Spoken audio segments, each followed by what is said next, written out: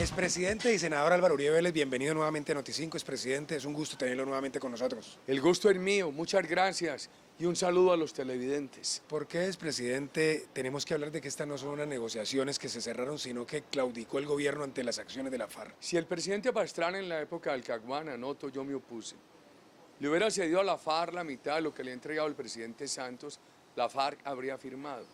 Aquí hay toda una agenda de socialismo siglo XXI, Venezuela impuesta por la FARC. Entonces finalmente el gobierno demoró para aceptar, pero aceptó todo lo exigido por FARC. Si uno lee, expresidente, los acuerdos detenidamente, uno se da cuenta ahí que la FARC no se comprometen a entregar muchas cosas, entre ellos el dinero con el que financiaron el narcotráfico, las tierras que tuvieron. En materia de tierras, eso corre el riesgo de que expropien las tierras de la gente honorable, no es sino leer el capítulo de tierras, pero no tocan las tierras que ha acaparado la FARC.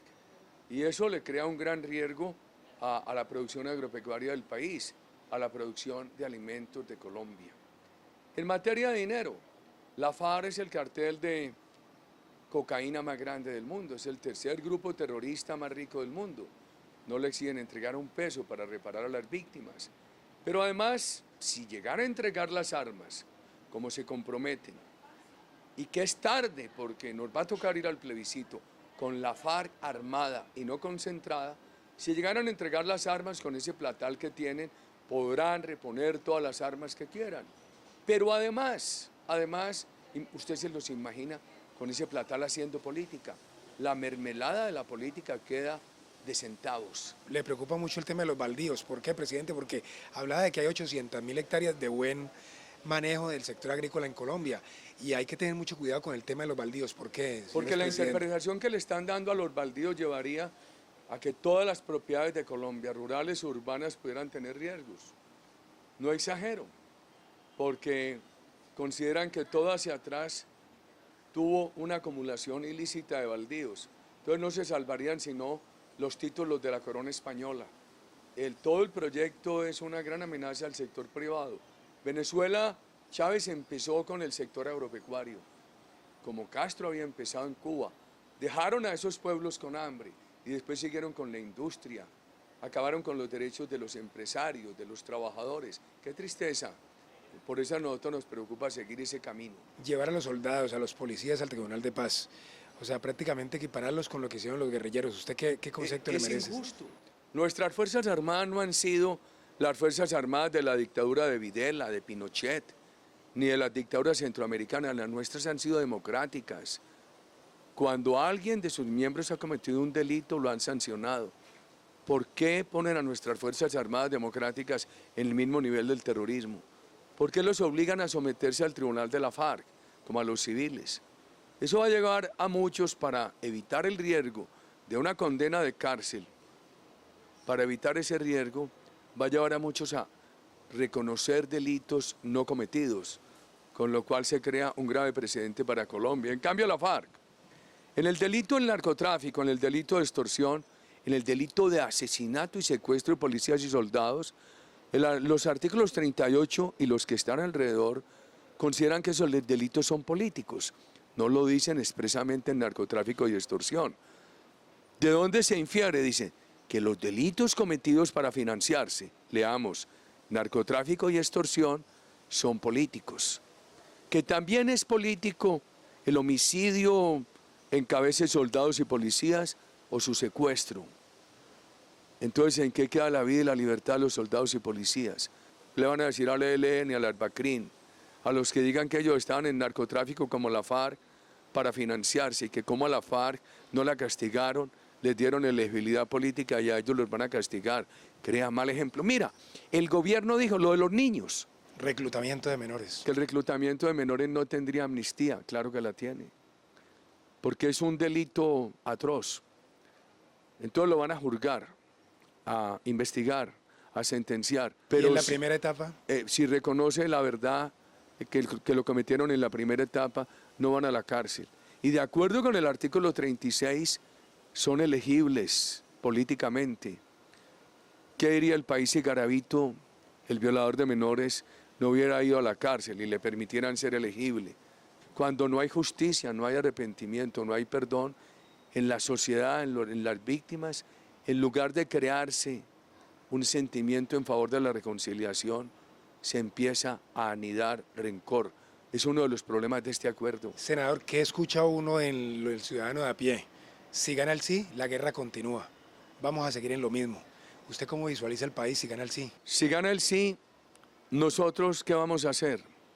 Vamos a seguir luchando con argumentos para que Colombia, en las elecciones del 2018, evite la aplicación de esta plataforma de socialismo siglo XXI, chavismo, lo que ha destruido a Venezuela, que la FARC la confiesa, que la FARC no la esconde. Pero funcionarios del gobierno dicen que no insistirían en más negociación. Nosotros nos preguntan, ¿y si gana el no, qué hacen ustedes?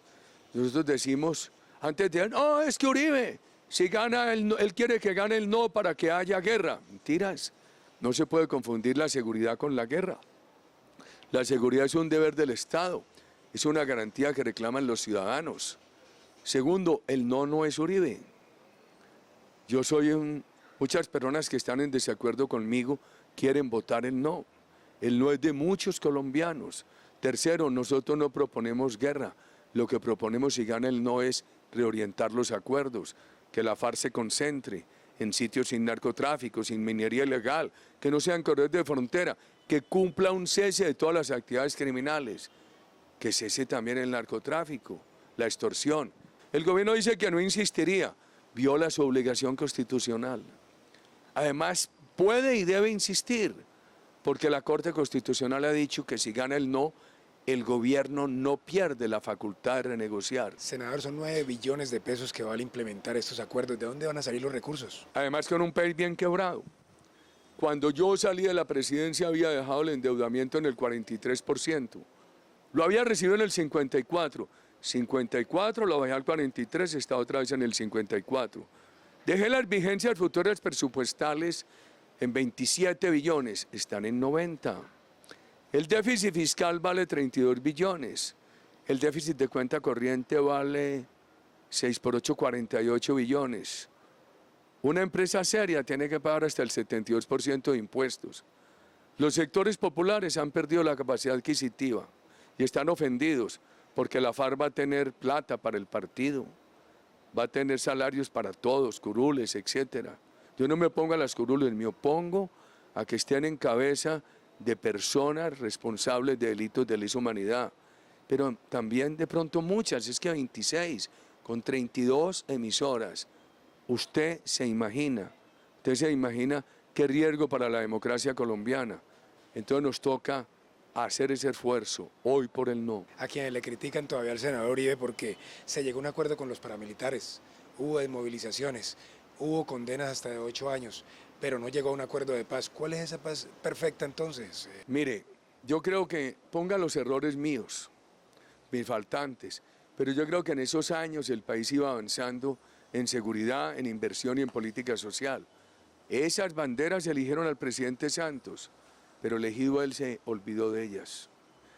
¿Qué pasó con los paramilitares? Se movilizaron en la época 35.000 paramilitares y 18.000 guerrilleros. La base paramilitar y la base guerrillera no fue a la cárcel, los cabecillas sí. Toda esta mañana me criticaban, me decían, es que usted le dio impunidad a los paramilitares porque los cabecillas no fueron a la cárcel, sino entre 5 y 8 años fueron a la cárcel. Pero los mismos que me criticaban, y yo acepto que es poco tiempo, hoy quieren que haya 0 cárcel para la FARC. Yo no permití la elección política de los paramilitares. Y además, no les permitimos la creación de un partido político.